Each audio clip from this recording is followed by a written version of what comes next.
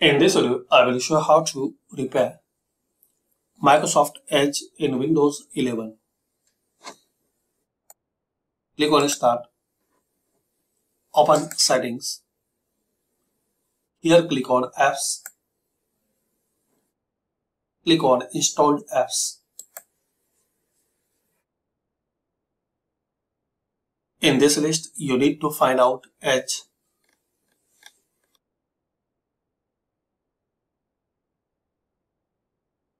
Click on these three dots. Click on Modify.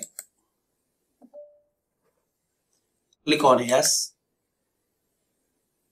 Now here you will see the option Repair. Click on it.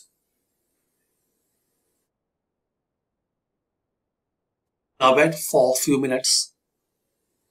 Once this process will complete, restart your system. Hopefully guys, after restart, all errors and problems will be resolved. Thanks for watching and comment this method work for you or not.